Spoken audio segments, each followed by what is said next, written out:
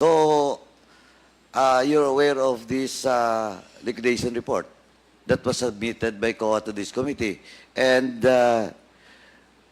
your name was affixed in this liquidation report. And you have a signature on this liquidation report. Yes, sir. So you're aware. I am aware of the face copy of the liquidation report, but the supporting documents were not presented to me. So it was not presented to you, you just signed it? It was, You're the chief accountant? yes, sir, but it was just a formality that it should be covered by the liquidation report. No, but supposedly you're the chief accountant, you have checked. But per joint circular, sir, it was stated that the liquidation report plus the supporting documents shall be submitted by the disbursing officer direct to the ICPAO without any presentation to the chief accountant. Yung ICPAO po, saan po department under yun? COA, yung Intelligence and Audit Office ng Intelligence and Confidential Funds. COA, do you confirm it? CR break lang po si Attorney Camora, sir. So, okay. I will wait for Atty. Zamora. So, ma'am, are you telling this committee na ministerial lang yung sa'yo? Come again, sir. Are you telling us na ministerial lang po kayo? Pumirma kayo dito without looking at the liquidation? Honestly, yes, sir, I will say yes. Oh, di may problema. Because if ever a case will be filed against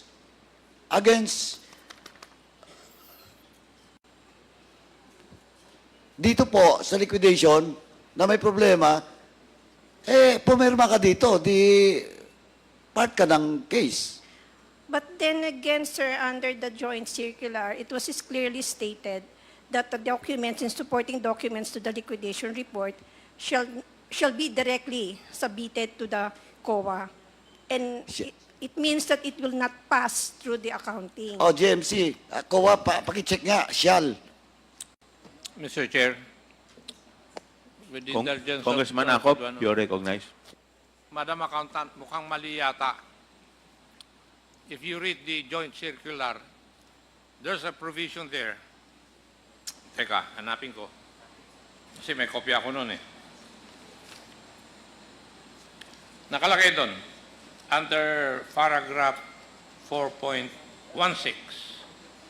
in case of misuse of the intelligence or confidential fund, and depending on the participation in the transaction, the budget officer, chief accountant, the treasurer, and the project officer may likewise be held accountable with the special dispersing officer. So you can be accountable, madam. It's a provision of the joint circular.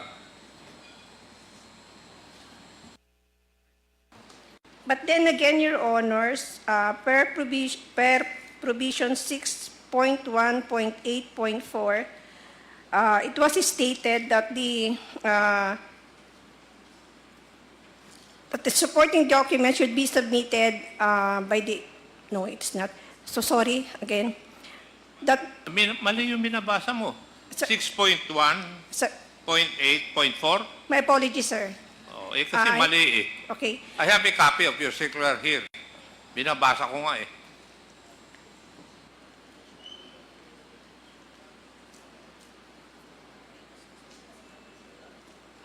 So it was under 6.2, the liquidation of the cash advance. It was stated under 6.2.2, all cash advances for CF and IF shall be liquidated within 30 days after every quarter and from the approved date, target date of completion. Submission of the liquidation report duly signed by the head of agency or SDO, approved by the head of agency, together with the supporting documents under section 6.2.3 hereof and listed in the covering transmittal letter of the LR. This shall be submitted directly to the ICPAO in a sealed envelope with a visible label confidential for ICPAO only through any of the following: registered mail courier, and authorized licensed officers. So, under this provision, it was clearly stated or implied that the documents didn't pass through or were not reviewed by the accounting office.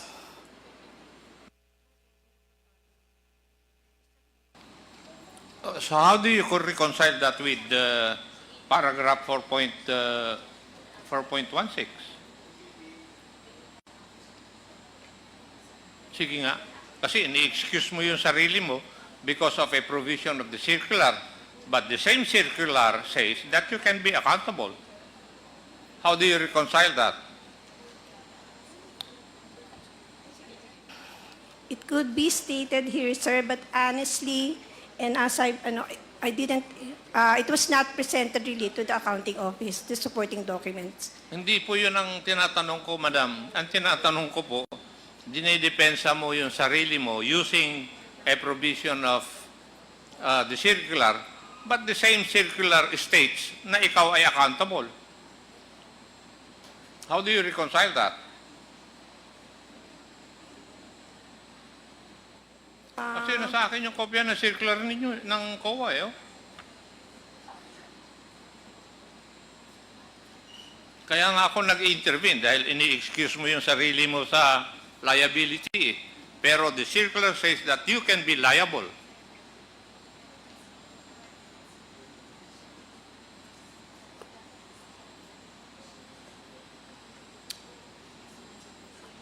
Diba? Yeah. You read 4.16.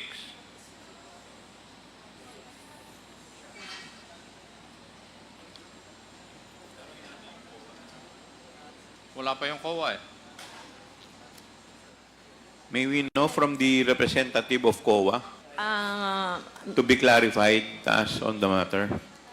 Your Honor, based on the documents from our confidential team, the liquidation report that was signed by Ms. Catalan, certified supporting documents complete and proper as the accounting unit. But then, if looking at the joint circular, it's stated there that the liquidation report in Annex E should be signed by the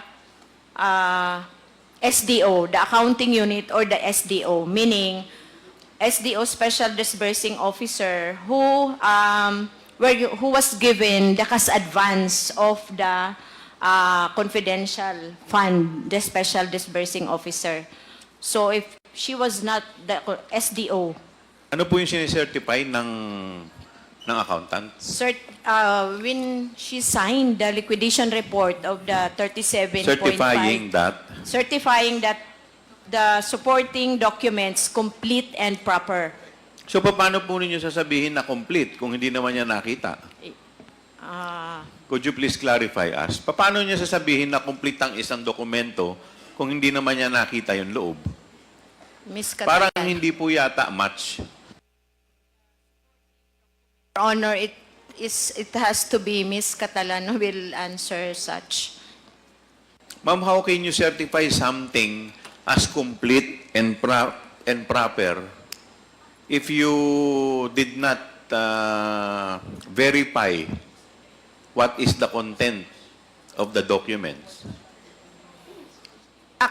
Sir, it is a standard procedure that every liquidation document should be covered by a signed No, but liquidation. that is common sense eh. Yes, sir. But- Paano po kayo magse-certify ng isang dokumento na complete and proper nang hindi nyo nakita? Hindi po ba kayo nagtaka na nagse-certify kayo ng isang dokumento na complete and proper pero hindi nyo naman nakikita yung laman ng loob? Unfortunately, that was the case, sir.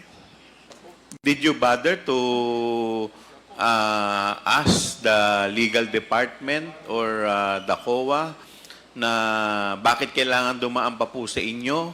Bakit nyo kailangan i-certify ang isang bagay na hindi ninyo ini-inspeksyon o tinitingnan? It was one of the requirements, sir, and I was made to sign that document, unfortunately.